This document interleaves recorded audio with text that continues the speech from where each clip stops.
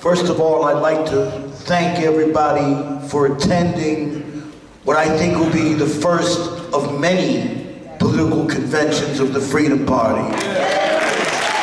This is the first political convention I've ever been to. I guess I've always missed the Republicans and the Democrats conventions.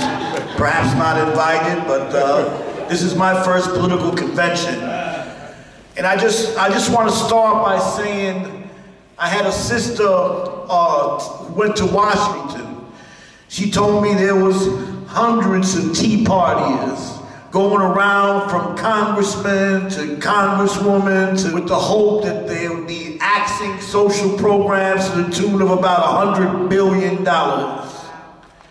And as I thought about that, I said, well, wait a minute.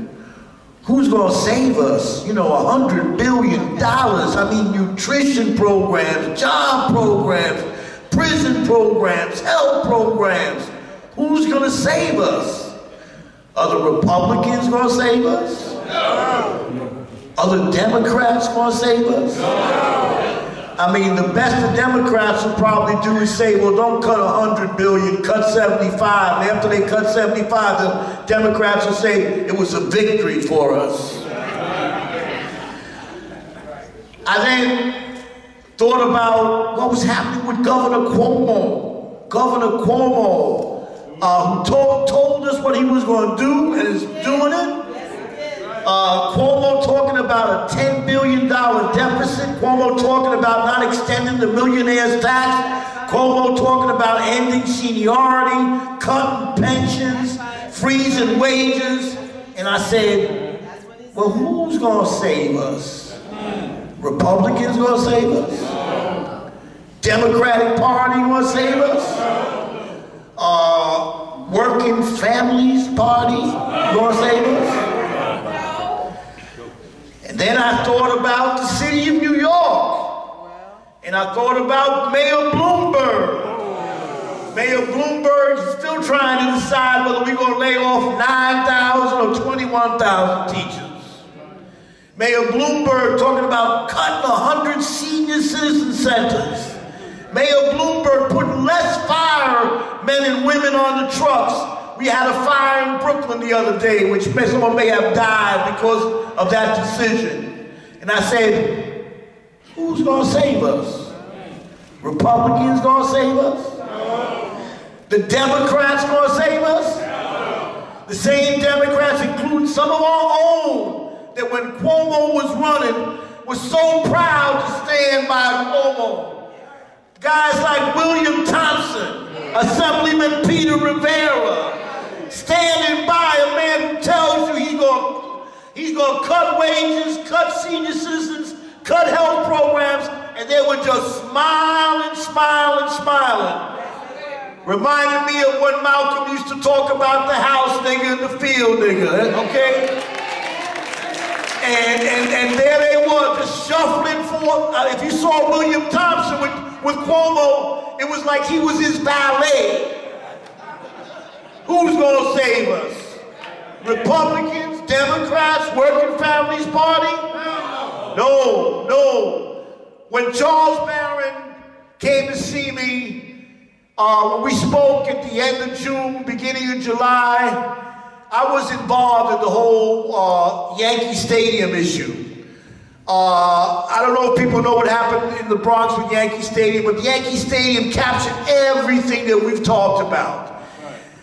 Subsidies for the very wealthy, Yankee Stadium.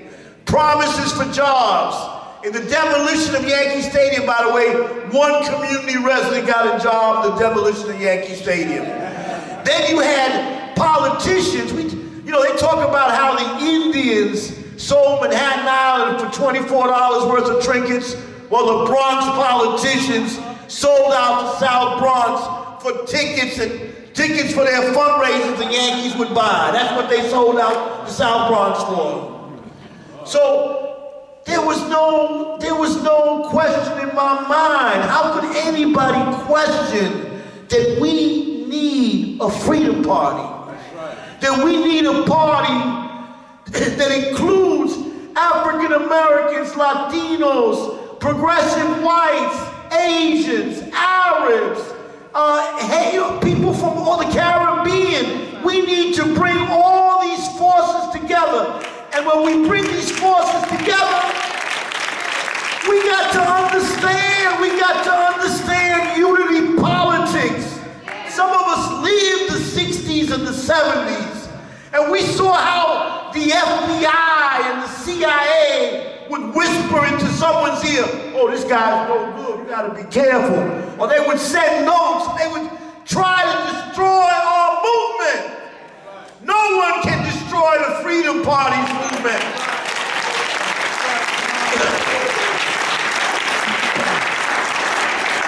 If you lived the 60s and the 70s, you know all the tactics they used to prevent us from being united. I always say this, our enemy knows unity politics.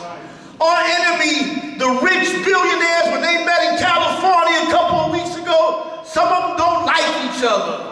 Some of them don't like their wives. Some of them don't like what their position is on this or that. But when it's time to come together, they understand unity politics. And we have to understand the same thing. Just like Sister Garbo said, before this is over, I want everyone in this room, pick the person that you most dislike. Pick the person that you most disagree with and shake their hand and say, we in this together.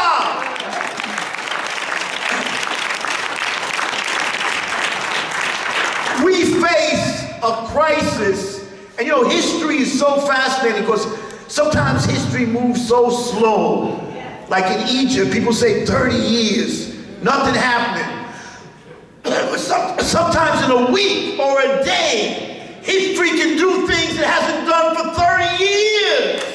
And we are at a historical moment in this nation and in New York City, a historical moment where they're trying to take everything away, everything that we fought for, struggled for, they want to take away.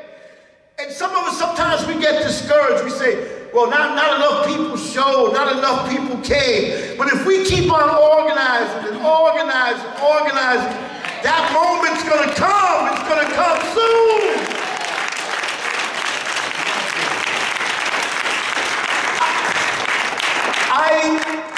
I have worked around the issue of labor for many, many years. I think labor has to be the cornerstone of the Freedom Party. We have such a rich history of labor.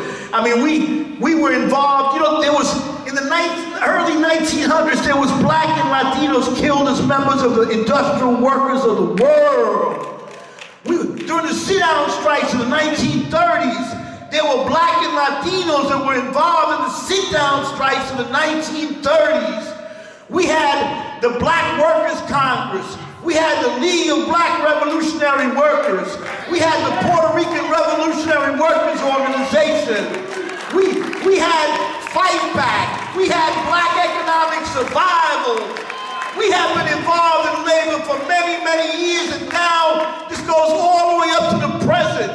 The present where we see the Freedom Party involved in the struggle at Woodlawn Cemetery, where so many great civil rights leaders are buried and where they're trying to get rid of 23 black and Latino workers, all because they spoke up against discrimination. And the Freedom Party has to be on the front line of labor struggles. Front line of the Flatbush Garden struggles where the workers are struggling right now. The front line of groups like Positive Workforce on 125th Street that are trying to get jobs in construction.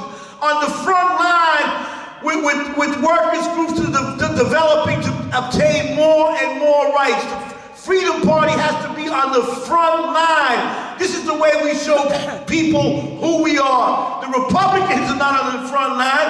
The Democrats are not on the front line. The Working Families Party is not on the front line. We have to be on the front line.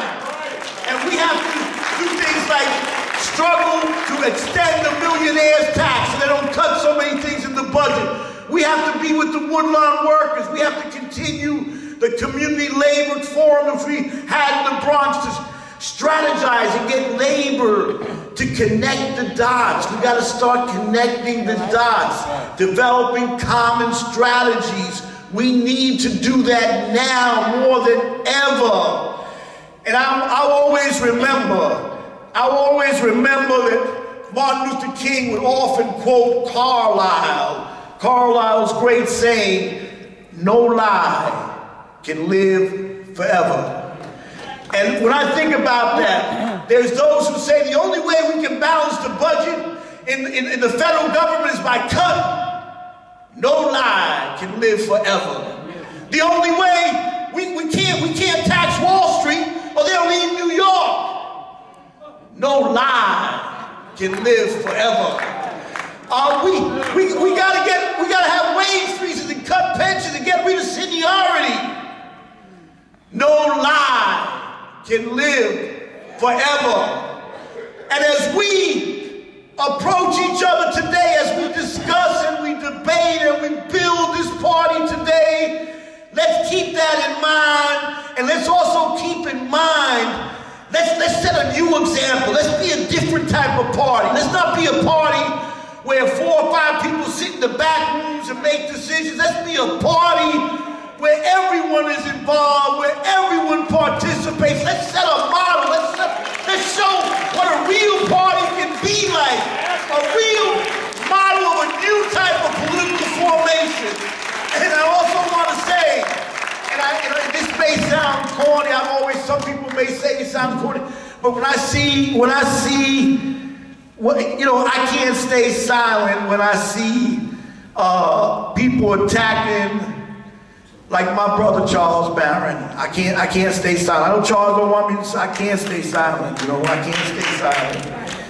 I can't. Charles Barron is on the front line in every struggle we've had.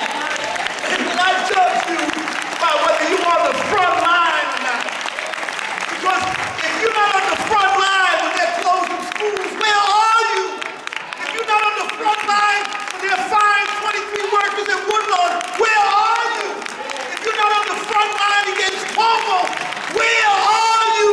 You show me who you are by being on the front line.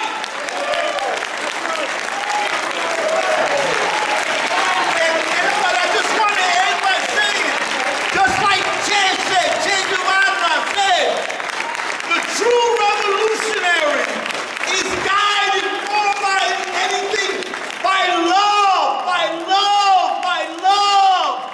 The true community organizer is guided by love. The true activist is guided by love. Let's be real brothers and sisters and be patient with each other, be loving with each other, be hard with our enemy, but with ourselves, we must show a new way, a new model. I'm proud to be a member of the Freedom Party.